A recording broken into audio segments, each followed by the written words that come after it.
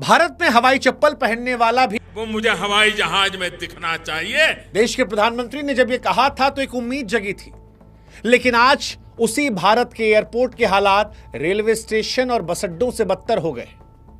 हां, फर्क इतना है कि यहां पर बैग थोड़े महंगे हैं, टिकट ज्यादा महंगी है, लेकिन साहब बेबसी तो वही है जो बस अड्डों और रेलवे स्टेशन की भीड़ पर नजर आती है। क्योंकि आज हमारा देश का हवाई अड्डा जो है वो परेशानी का अड्डा बन गया है। एयरपोर्ट की चमचमाती फर्श पर लोग लेटे पड़े हैं जैसे मानो रेलवे स्टेशन पर पड़े हो।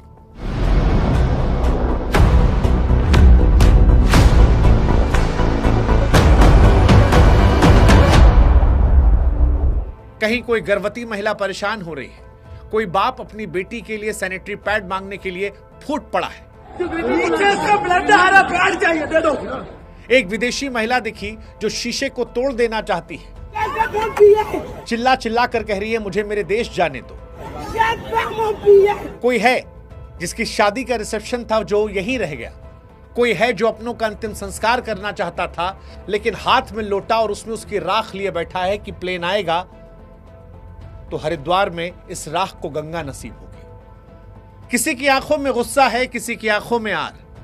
कोई कह रहा कि मेरी बीवी सुबह 7 बजे से यहां बैठी है, सामान तो दे दो, पैसा रहने दो, जाने दो मुझे, परेशान हो रही है वो। कोई महिला शिलोंग से अपने पति का ताबूत लेकर निकली थी ताकि कोलकाता में अंतिम संस्कार हो सके, लेकिन वो भी पड़ी है और एयरपोर्ट के पास कुछ नहीं है। न माफी, न अपडेट, न पानी, न कंबल और न इंसानियत। सिर्फ सूचना पट्टी पर बार बार एक शब्द चमक रहा है, आपकी फ्लाइट कैंसिल हो गई है। एयरपोर्ट को बस अड्डे से बदतर बनाती ये तस्वीरें एक कंपनी के अहंकार की वजह से है। नाम इंडिगो, एक ऐसी कंपनी जिसके पास 65 से 68% मार्केट शेयर है, जिसके पास 470 से ज्यादा जहाज हैं, जिसका सालाना मुनाफा 8,000 करोड़ के ऊपर है, जिसके सीईओ को साल में लगभग 100 करोड़ की सैलरी मिलती है। उस कंपनी ने आज हिंदुस्तान को बंधक बना लिया है। 5 दिन, सिर्फ 5 दिन में उसने भारत सरकार को ब्लैकमेल कर दिया है। 40,000 से ज्यादा लोगों की जिंदगी अस्त व्यस्त कर दी है। कईयों के दिन खराब कर दिए हैं, कईयों को मरने के लिए राख नसीब ना होने दी है। सब कुछ अहंकार में ब्लैकमेल करने के लिए। 3 दिसंबर 2025 की सुबह से लेकर 7 दिसंबर 2025 तक, या कहें 8, 9, 10 तक, आसमान पर एक प्राइवेट कंपनी का काला साया छाया रहा। हजारों फ्लाइट रद्द हो गई, लाखों यात्री ऐसे हैं जो फंसे हैं, अरबों का नुकसान हो रहा है और सबसे बड़ा नुकसान जो हो रहा है वो है विश्वास का। वो विश्वास जिसमें यकीन दिलाया गया था कि हिंदुस्तान का गरीब जो है वो आसमान में उड़ सकता है, लेकिन आज वो विश्वास एयरपोर्ट के फर्श पर पड़ा रो रहा है। इंडिगो की इस ब्लैकमेलिंग की शुरुआत धीरे धीरे हुई थी, लेकिन विस्फोट उसने 3 तारीख को किया, जब सुबह सैकड़ों हजारों लोगों को फोन पर मैसेज आने लगा, your flight has been delayed due to operational reasons. फिर दूसरा मैसेज, फिर तीसरा मैसेज और आखिर में वो क्रूर मैसेज जिसमें लिखा गया कैंसिल्ड। एक दिन में 200 से ज्यादा फ्लाइट रद्द, अगले दिन 100 रद्द, फिर और रद्द, और ये बढ़ती जा रही है। हजारों फ्लाइटें रद्द हो रही हैं। देश भर में हंगामा मचा है, जैसे भारत के हवाई ट्रैफिक कंट्रोल का किसी ने प्लग खींच दिया हो। मुंबई में हंगामा मचा है, स्क्रीन पर आ रहा है, सैकड़ों फ्लाइट कैंसिल, बेंगलुरु में सैकड़ों कैंसिल, दिल्ली में सैकड़ों कैंसिल, अहमदाबाद में कैंसिल, और छोटे शहरों का तो पूछिए मत। गुवाहाटी, भुवनेश्वर, रांची, जयपुर, लखनऊ, पटना सब तबाह हो गए। जो टिकट 3,000 से लेकर 6,000 में मिल रहा था वो 40,000, 50,000 तक पहुंच गया है। लोग ट्रेन की जनरल टिकट लेकर जाने को मजबूर हो गए। जो नहीं जा पा रहे हैं वो एयरपोर्ट पर जमीन पर पड़े हैं, 72 घंटे से ज्यादा पड़े हैं फर्श पर। खाना खत्म हो गया है, पानी खत्म हो गया है, धैर्य खत्म हो गया है। और अगर आपको लग रहा है कि ये कोई टेक्निकल परेशानी थी, प्राकृतिक आपदा थी, तो आप गलत हैं।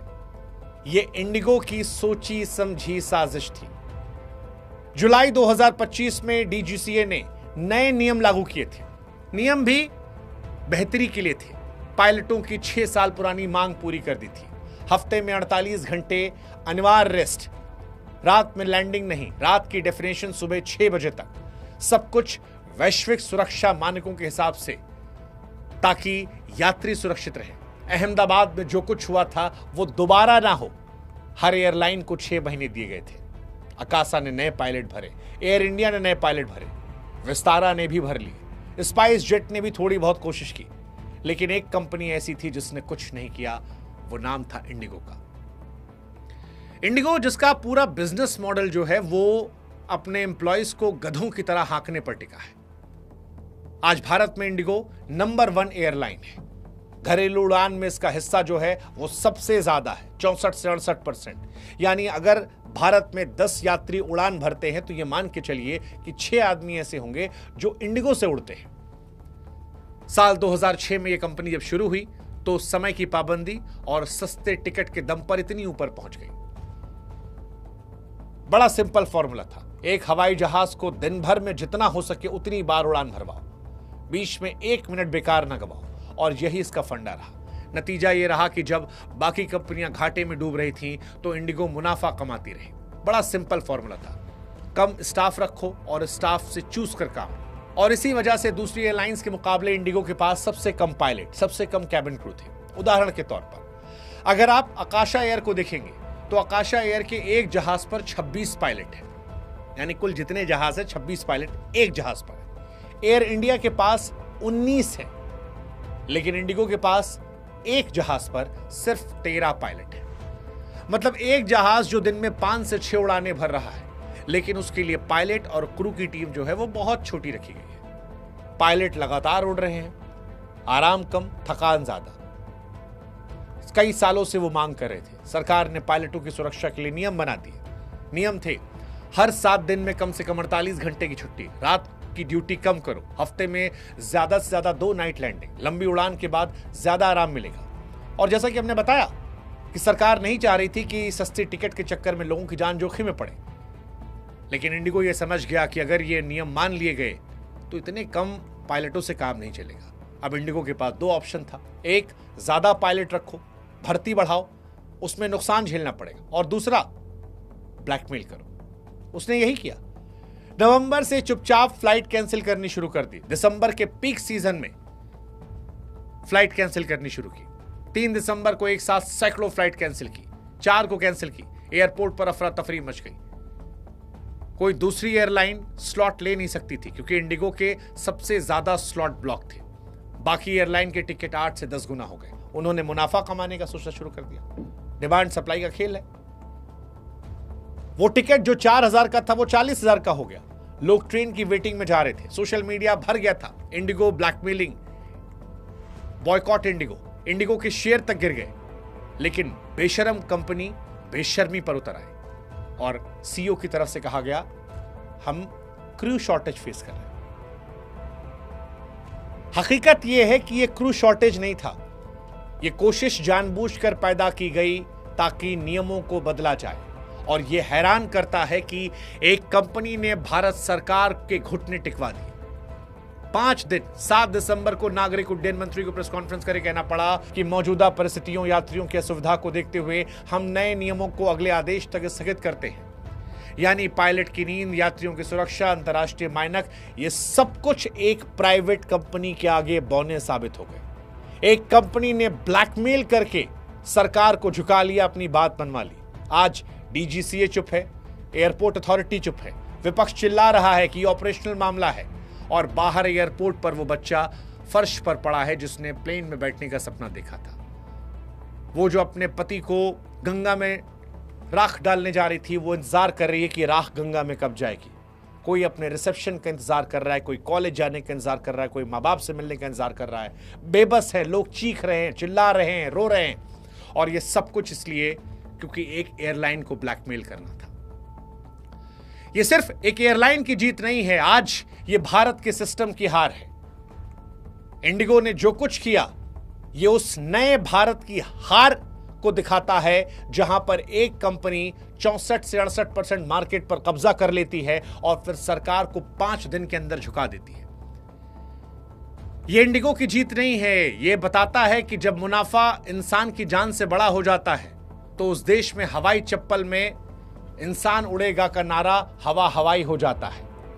ये उस भारत की हार हुई है जहां एक कंपनी ने साबित कर दिया कि वो देश से बड़ी है, जहां एक सीईओ की सैलरी 1 लाख पायलटों की सैलरी की तनख्वाह से ज्यादा है, जहां मुनाफे के लिए पायलटों को 17-17 घंटे उड़ाया जाता है, और जब वो पायलट चीखते हैं, चिल्लाते हैं कि साहब हम भी तो इंसान हैं, तो कहा जाता है नहीं, नौकरी करना है तो इसी नियम पर करना होगा, क्योंकि हम तुम्हें इंसान नहीं गधा समझते हैं, गधा समझते हैं। सोशल मीडिया पर फिलहाल लोग भरे पड़े हैं, इंडिगो पर चीख रहे हैं। इंडिगो के ग्राउंड स्टाफ को देखकर भी बुरा लगता है। सच कहूं तो मेरे लिए मन में कई बार आता है कि उनकी क्या गलती ऊपर वालों ने की, नियम उनके हैं।